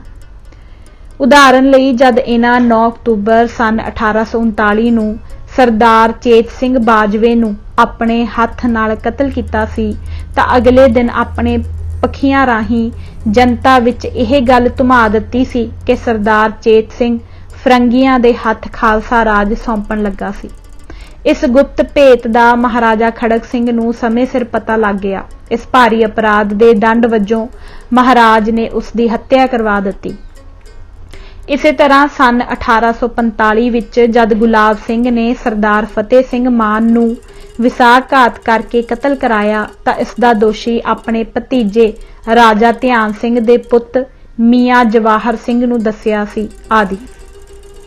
ਇਸ ਸਮੇਂ ਵੀ ਇਹਨਾਂ ਰਾਣੀ ਚੰਦ ਕੌਰ ਦੀ ਹੱਤਿਆ ਦੇ ਬਾਅਦ ਸਰਬ ਸਾਧਾਰਨ ਵਿੱਚ ਅਤੇ ਲਾਹੌਰ ਦੇ ਅੰਗਰੇਜ਼ੀ ਖਬਰ ਨਵੀਸਾਂ ਦੀ ਰਾਹੀਂ ਫਰੰਗੀ ਏਜੰਟ ਲੁਧਿਆਣਾ ਅਤੇ ਦਿੱਲੀ ਨੂੰ ਲਿਖਵਾ ਭੇਜਿਆ ਕਿ ਰਾਣੀ ਚੰਦ ਕੌਰ ਦੀ ਹੱਤਿਆ ਵਿੱਚ ਮਹਾਰਾਜਾ ਸ਼ੇਰ ਸਿੰਘ ਦਾ ਗੁਪਤ ਹੱਥ ਕੰਮ ਕਰਦਾ ਸੀ। ਇਸੇ ਤਰ੍ਹਾਂ ਡੋਗਰਿਆਂ ਦੇ ਅਨੇਕ ਯਤਨ ਕਰਨ ਪਰ ਵੀ ਉਹ ਹੱਤਿਆ ਦੇ ਦੋਸ਼ ਤੋਂ ਆਪਣੇ ਆਪ ਨੂੰ ਜਨਤਾ ਦੇ ਸਾਹਮਣੇ ਨਿਰਦੋਸ਼ ਸਿੱਧ ਨਾ ਕਰ ਸਕੇ। ਸਨ 1843 ਨੂੰ ਸਰਦਾਰ ਅਜੀਤ ਸਿੰਘ ਸੰਧਾਵਾਲੀਆ ਲਾਹੌਰ ਦੇ ਕਿਲੇ ਵਿੱਚ ਜਦੋਂ ਧਿਆਨ ਸਿੰਘ ਨੂੰ ਕਤਲ ਕਰਨ ਲੱਗਾ ਤਾਂ ਉਸਨੇ ਇਹ ਦੂਸ਼ਣ ਸਪਸ਼ਟ ਉਸਦੇ ਜੁੰਮੇ ਲਾਇਆ ਸੀ ਅਤੇ ਉਸਨੇ ਧਿਆਨ ਸਿੰਘ ਨੂੰ ਸਾਫ਼ ਕਹਿ ਦਿੱਤਾ ਸੀ ਕਿ ਮੇਰੀ ਭਰਜਾਈ ਰਾਣੀ ਚੰਦ ਕੌਰ ਦੀ ਤੂੰ ਹੀ ਹੱਤਿਆ ਕਰਵਾਈ ਸੀ। इधर महाराणी की हत्या ते दासियां की सज़ा की खबर ध्यान सिंह ने 5वें दिन महाराजा शेर सिंह नूं सियालकोट के मुकाम पर लिख घल्ली, जिस दे सुनन नाल उस नूं बड़ा दुख होया अते दौरा विचे छड्ड के लाहौर परत आया। इत्थे पहुंच के महाराजे ने महाराणी की हत्या की असलीयत लभण लई बड़ा यतन किया, पर यह मामला इतना गुंझलदार बना दिता गया सी कि यतन करन पर भी इसके सच्चे समाचार ना मिल सके। खालसे दी तिब्बत ते चीनियां पर दूजी वार फतेह। तिब्बत कला नूं लद्दाख अते तिब्बत खुर्द नूं अस्करदू कहा जाता है। जिहा कि आप पिछे पढ़ आए हो कि महाराजा शेर सिंह ने कश्मीर की गवर्नरी समय कश्मीर दियां सरहदां नूं सदा लई सुरक्षित करन लई एक बलवान फौज सरदार विसाखा सिंह की सौंपणी विच तिब्बत नूं सर करन लई सन 1833 विच भेजी सी, जिस नूं पूर्ण सफलता प्राप्त हुई। हुण जद शेर सिंह ने पंजाब की हुकूमत की वागडोर अपने हथ लई तां मुड़ इस महान काम वल ध्यान दिता। मार्च 1841 विच सरदार बहादुर मीहा सिंह, सरदार लैणा सिंह मजीठीए दा मातबर, बावा लक्ष्मण सिंह, सरदार भाग सिंह किला नूरपुर, सरदार मल सिंह, राजा जोधबीर सिंह, गुलाब सिंह ते जोरावर सिंह की सौंपणी विच एक शक्तिमान मुहिम तैयार करवा के तोरी गई, ताकि लद्दाख ते तिब्बत नूं पूरी तरह फतेह करके खालसा राज विच मिला लिया जावे। इस विच 8000 खालसा ते 5000 जागीरदारी फौज सी, जिहा कि ध्यान सिंह, गुलाब सिंह, राजा जोधबीर सिंह नादोणीए, मीहा, लुदर सिंह कटोच, राजा जसवान, राजा सिब्बा, राजा चंबा, राजा कुल्लू, राजा गुलेर दियां जागीरदारी फौजां इस बेड़े विच सम्मिलित सन। इस अठल फौज ने अपनी वीरता दे कमाल दस के इस महान कठिन कारज विच ऐसी सफलता प्राप्त की जिसने लोकां नूं हैरान कर दिता। इस फौज दे आगुआं ने जिथे अपनी निरभैता दे वड्डे कारनामे दसे, उत्थे नाल ही राजसी सूझ-बूझ दी भी अपूर्व योग्यता दा कमाल दस्या। ओह इस तरह है कि ली राजधानी लद्दाख ते बाल्टी दे हुक्मरान सुल्तान अहमद शाह दा अपने शाही घराणे नाल बड़ा करड़ा विरोध पै गया। इसदा कारण यह सी कि उसने अपने वड्डे पुत्र नूं राजगद्दी देण दी थाएं निक्के पुत्र नूं अपना जानशीन स्थापित किया। इस अन्याय तो गुस्सा खा के अहमद शाह दा वड्डा पुत्र पिता तो भज के बाबा लक्ष्मण सिंह पास अपने लिए न्याय ते हक की प्राप्ति लिए फरियादी होके पुजा। खालसा फौज के आगुआं ने इसनूं अपने हक दिवाउण दा पूर्ण भरोसा दिवाया, जिस पर इसने इस मुहिम की सफलता लई खालसा फौज नूं पहाड़ी दरिया दे छोटे ते सौखे राह दस के बड़ी सहायता की। उधर सुल्तान अहमद शाह नूं जद इस गल का पता लगा कि उसके पुत ने खालसे पास जा पनाह लई है, तो उसने लद्दाख के पहले हाकम गनौदू पतनजीन नूं अपने नाल मिला लिया। इन्हां दोवां मिलके खालसा फौज के टाकरे लई ना केवल अपनी फौज नूं ही मैदाने जंग विच लिआंदा, सगों बहुत बड़ी गिनती विच इलाके दे लश्कर भी इकट्ठा करके ली दे किले पर हल्ला बोल दिता, ताकि खालसे नूं भांज दे के सुल्तान अहमद शाह दे भगोड़े पुत्र नूं फड़ के अपने अधीन कर लैण। खालसा फौज के आगुआं नूं इन्हां दे हल्ला बोलण तो थोड़ा समा पहलां इस भेद का पता लग गया। हुण खालसे ने वैरियां नूं मूँह तोड़ सिक्ख्या देण लई तुरत फुरत सब लोड़ींदियां तैयारियां कर लईआं अते वैरी दे धावे नूं उड़ीकण दे थाएं खालसा फौज ने पहल करके उन्हां पर शेरवाई हल्ला बोल दिता। इस विच संदेह नहीं कि अहमद शाह दे लश्कर ने अपने देश प्यार दी लगन विच खालसा फौज दा डट के टाकरा कीता अते चप्पा चप्पा धरती लई अपनियां जानां वारियां, पर अज दा अथाह खालसा फौज दा जोश भी कदे कदे ही वेखण विच आउंदा है। उस दिन जो भी अभागा इन्हां दे सामने अड़िया, उसनूं तलवार दी धार तो पार कर दिता।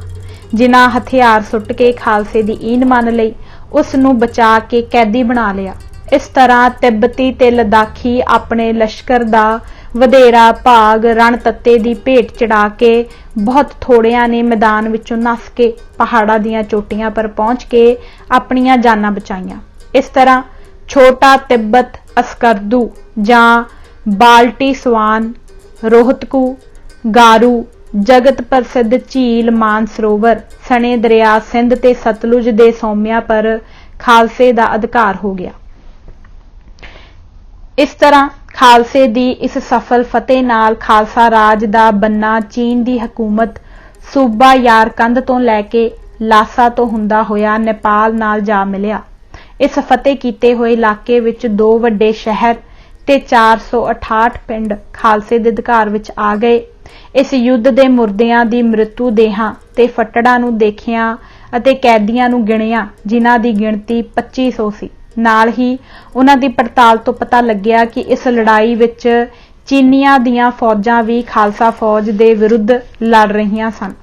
ਕਿਉਂਕਿ ਚੀਨੀ ਬੜੀ ਵੀਰਤਾ ਨਾਲ ਹੱਥੋਂ ਹੱਥ ਲੜੇ ਸਨ, ਇਸ ਲਈ ਖਾਲਸੇ ਦੀ ਤੇਗ ਦੀ ਵਧੇਰੀ ਭੇਟਾ ਇਹਨਾਂ ਨੂੰ ਹੀ ਚਾੜਨੀ ਪਈ ਸੀ, ਅਰਥਾਤ ਮੁਰਦਿਆਂ ਤੇ ਕੈਦੀਆਂ ਵਿੱਚ ਵਧੇਰੇ ਚੀਨੀ ਸਨ। ਇਸ ਤਰ੍ਹਾਂ ਮਹਾਰਾਜਾ ਸ਼ੇਰ ਸਿੰਘ ਦੇ ਰਾਜ ਸਮੇਂ ਦੀਆਂ ਸਫਲਤਾਈਆਂ ਵਿੱਚੋਂ ਤਿੱਬਤੀਆਂ ਤੇ ਚੀਨੀਆਂ ਪਰ ਫਤਿਹ ਨੇ ਇਤਿਹਾਸ ਵਿੱਚ ਬੜੀ ਉੱਚੀ ਥਾਂ ਮੱਲ ਰੱਖੀ ਹੈ। ਅੰਗਰੇਜ਼ੀ ਹਕੂਮਤ ਦੀ ਘਬਰਾਹਟ।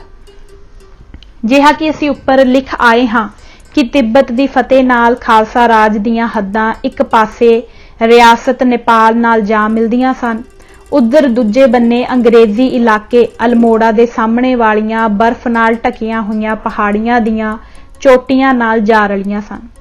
ਖਾਲਸੇ ਦੀਆਂ ਇਹਨਾਂ ਹੈਰਾਨ ਕਰ ਦੇਣ ਵਾਲੀਆਂ ਫਤਿਹਯਾਬੀਆਂ ਨੇ ਅੰਗਰੇਜ਼ੀ ਹਕੂਮਤ ਨੂੰ ਡੂੰਘੀਆਂ ਸੋਚਾਂ ਵਿੱਚ ਪਾ ਦਿੱਤਾ ਸੀ।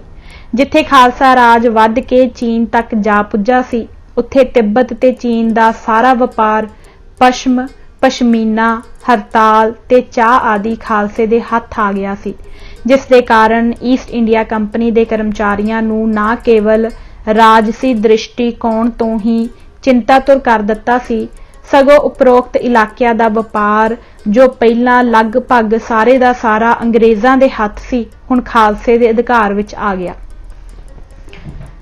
ਕਿਉਂਕਿ ਈਸਟ ਇੰਡੀਆ ਕੰਪਨੀ ਇੱਕ ਵਪਾਰੀ ਸੰਸਥਾ ਸੀ, ਉਸ ਨੂੰ ਵਪਾਰ ਦੇ ਘਾਟੇ ਨੇ ਫਿਕਰ ਵਿੱਚ ਪਾ ਦਿੱਤਾ ਸੀ।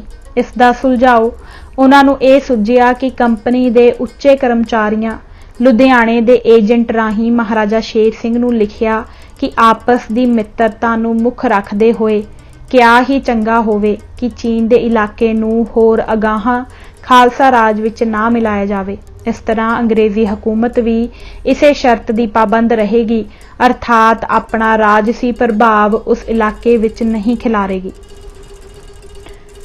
ਲਾਸਾ ਤੇ ਗਾਰੂ ਜੋ ਖਾਲਸਾ ਰਾਜ ਵਿੱਚ ਮਿਲਾ ਲਏ ਗਏ ਸਨ, ਇਹਨਾਂ ਦੋਹਾਂ ਨੂੰ ਖੁੱਲੇ ਸ਼ਹਿਰ ਨਿਯਤ ਕੀਤਾ ਜਾਵੇ, ਕਿਉਂਕਿ ਖਾਲਸੇ ਦਾ ਉਸ ਸਮੇਂ ਇਸ ਹੱਦ ਤੋਂ ਅੱਗੇ ਬਲੋੜੇ ਬਰਫਾਨੀ ਪਹਾੜੀ ਪਰ ਕਬਜ਼ੇ ਦਾ ਕੋਈ ਇਰਾਦਾ ਨਹੀਂ ਸੀ।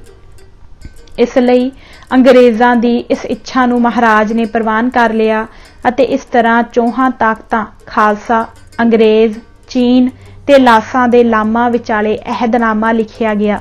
ਇਹ ਗੱਲ 10 ਦਸੰਬਰ 1841 ਦੀ ਹੈ। ਲਹੂ ਰੰਗੇ ਪੱਤਰੇ। ਮਹਾਰਾਜਾ ਸ਼ੇਰ ਸਿੰਘ ਦਾ ਜੀਵਨ ਲਿਖਦੇ ਹੋਏ ਹੁਣ ਅਸੀਂ ਉਸ ਹਿਰਦੇ ਵੇਦਕ ਭਾਗ ਦੇ ਲਿਖਣ ਤੱਕ ਪਹੁੰਚ ਪਏ ਹਾਂ, ਜਿਸ ਦੇ ਉਲੀਕਣ ਲਈ ਨਾ ਹੀ ਮਨ ਤਿਆਰ ਹੈ ਅਤੇ ਨਾ ਹੀ ਕਾਨੀ ਅੱਗੇ ਤੁਰਦੀ ਹੈ। ਇਹ ਉਹ ਦੁੱਖ ਭਰੀ ਕਹਾਣੀ ਹੈ ਜਿਸ ਨੂੰ ਲਿਖਦਿਆਂ ਆਪਣੇ ਆਪ ਅੱਖਾਂ ਛਲਕ ਪੈਂਦੀਆਂ ਹਨ। ਇਹ ਉਹ ਭਿਆਨਕ ਇਤਿਹਾਸਕ ਪੱਤਰੇ ਹਨ ਜਿਨ੍ਹਾਂ ਨੂੰ ਦ੍ਰਿਸ਼ਟਾਇਆਂ ਮਨ ਦੀ ਧੜਕਨ ਥੰਮਦੀ ਨਹੀਂ। ਜੇ ਕਦੇ ਮਹਾਰਾਜਾ ਸ਼ੇਰ ਸਿੰਘ ਦਾ ਜੀਵਨ ਬਿਰਤਾਂਤ ਇਸ ਖੂਨੀ ਘਟਨਾ ਦੇ ਲਿਖਣ ਤੋਂ ਬਿਨਾਂ ਸੰਪੂਰਨ ਹੋ ਸਕਦਾ ਤਾਂ ਅਸੀਂ ਕਦੇ ਵੀ ਅਨੇਕਾਂ ਮਨ ਪੀੜਤ ਨਾ ਕਰਦੇ। ਪਰ ਇਤਿਹਾਸਕਾਰ ਦਾ ਫਰਜ਼ ਬੜਾ ਨਾਜ਼ੁਕ ਹੈ। ਉਹ ਫੋਟੋ ਦੇ ਸ਼ੀਸ਼ੇ ਵਾਂਗ ਜੋ ਕੁਝ ਉਸਦੇ ਸਾਹਮਣੇ ਆਉਂਦਾ ਹੈ, ਉਸ ਦਾ ਅਕਸ ਦੂਜਿਆਂ ਦੇ ਮੂਹਰੇ ਰੱਖਦਾ ਹੈ। ਇਸ ਹਿਰਦੇ ਵੇਦਕ ਘਟਨਾ ਦਾ ਫਲਸਰੂਪ ਵੱਡਾ ਹਾਨੀਕਾਰਕ ਪਹਿਲੂ ਇਹ ਹੈ ਕਿ ਜਿੱਥੇ ਇੱਕ ਬੰਨੇ ਮਹਾਰਾਜਾ ਸ਼ੇਰ ਸਿੰਘ ਤੇ ਸ਼ਹਿਜ਼ਾਦਾ ਪ੍ਰਤਾਪ ਸਿੰਘ ਦੀ ਹੱਤਿਆ ਨਾਲ ਉਹ ਖਾਲਸਾ ਰਾਜ, ਜਿਸ ਦੀ ਉਸਾਰੀ ਲਈ ਕੌਮ ਦੇ ਹਜ਼ਾਰਾਂ ਹੀਰਿਆਂ ਆਪਣੇ ਬਹੁਮੁੱਲੇ ਲਹੂ ਦੀਆਂ ਨਦੀਆਂ ਪਾਣੀ ਵੱਤ ਵਗਾਈਆਂ ਸਨ, ਉਸ ਦਾ ਅੰਤ ਹੋ ਗਿਆ।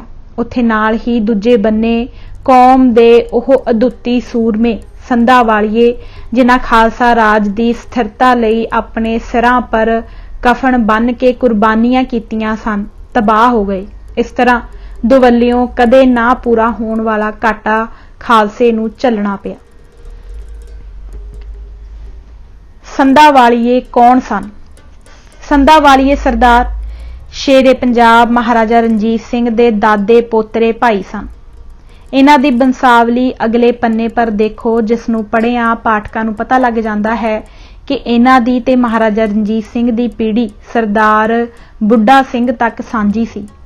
ਸਰਦਾਰ ਬੁੱਢਾ ਸਿੰਘ ਦੇ 2 ਪੁੱਤਰ ਸਨ, ਨੌਦ ਸਿੰਘ ਤੇ ਚੰਦਾ ਸਿੰਘ। ਨੌਦ ਸਿੰਘ ਤੋਂ ਮਹਾਰਾਜੇ ਦੀ ਪੀੜ੍ਹੀ ਚੱਲੀ ਤੇ ਚੰਦਾ ਸਿੰਘ ਤੋਂ ਸੰਧਾਵਾਲੀਆ ਦੀ। ਸਰਦਾਰ ਨੌਦ ਸਿੰਘ ਦਾ ਪੁੱਤਰ ਚੜਤ ਸਿੰਘ, ਚੜਤ ਸਿੰਘ ਦਾ ਮਹਾ ਸਿੰਘ, ਮਹਾ ਸਿੰਘ ਦਾ ਮਹਾਰਾਜਾ ਰਣਜੀਤ ਸਿੰਘ, ਮਹਾਰਾਜਾ ਰਣਜੀਤ ਸਿੰਘ ਦਾ ਸ਼ੇਰ ਸਿੰਘ ਤੇ ਸ਼ੇਰ ਸਿੰਘ ਦਾ ਕੰਵਰ ਪ੍ਰਤਾਪ ਸਿੰਘ ਸੀ। ਸੰਧਾਵਾਲੀਏ ਦਾ ਚੰਦਾ ਸਿੰਘ ਦਾ ਪੁੱਤਰ ਦਦਾਰ ਸਿੰਘ, ਦਦਾਰ ਸਿੰਘ ਦਾ ਅਮੀਰ ਸਿੰਘ, ਅਮੀਰ ਸਿੰਘ ਦਿਆਂ ਵਿੱਚੋਂ ਲਹਿਣਾ ਸਿੰਘ, ਸਰਦਾਰ ਅਤਰ ਸਿੰਘ, ਸਰਦਾਰ ਵਸਾਵਾ ਸਿੰਘ, ਸਰਦਾਰ ਵਸਾਵਾ ਸਿੰਘ ਦਾ ਸਰਦਾਰ ਅਜੀਤ ਸਿੰਘ ਤੇ ਸਰਦਾਰ ਅਤਰ ਸਿੰਘ ਦਾ ਕਹਾਰ ਸਿੰਘ ਸੀ। ਇਸ ਤਰ੍ਹਾਂ ਸਰਦਾਰ ਅਜੀਤ ਸਿੰਘ ਸੰਧਾਵਾਲੀਆ ਮਹਾਰਾਜਾ ਸ਼ੇਰ ਸਿੰਘ ਦਾ ਭਰਾ ਅਤੇ ਸਰਦਾਰ ਲਹਿਣਾ ਸਿੰਘ ਕੰਵਰ ਪ੍ਰਤਾਪ ਸਿੰਘ ਦਾ ਬਾਬਾ ਦਾਦਾ ਲੱਗਦਾ ਸੀ। ਪੰਜਾਬ ਦੇ ਇਤਿਹਾਸ ਵਿੱਚ ਐਸੀਆਂ ਕਈ ਘਟਨਾਵਾਂ ਮੌਜੂਦ ਹਨ ਜਦ ਸੰਧਾਵਾਲੀਏ ਸਰਦਾਰ ਨੇ ਆਪਣੇ ਤੋਂ 10 ਗੁਣਾ ਵੱਧ ਵੈਰੀਆ ਦੇ ਲਸ਼ਕਰ ਦਾ ਸਫਾਇਆ ਕਰਦੇ ਹੋਏ ਸਫਲਤਾਵਾਂ ਪ੍ਰਾਪਤ ਕਰਦੇ ਰਹੇ ਸਨ। ਇਹੋ ਕਾਰਨ ਸੀ ਕਿ ਮਹਾਰਾਜਾ ਰਣਜੀਤ ਸਿੰਘ ਦੀ ਹਜ਼ੂਰੀ ਵਿੱਚ ਇਹਨਾਂ ਦਾ ਪਾਇਆ ਬੜਾ ਬੁਲੰਦ ਸੀ। ਇਹਨਾਂ ਦੀਆਂ ਜਾਗੀਰਾਂ ਸਭ ਤੋਂ ਵੱਧ ਸਨ ਅਤੇ ਇਹਨਾਂ ਨੂੰ ਸਰਕਾਰ ਦੇ ਬਖਸ਼ੇ ਹੋਏ ਕੌਮੀ ਖਿਤਾਬ ਸਭ ਤੋਂ ਉੱਚੇ ਸਨ।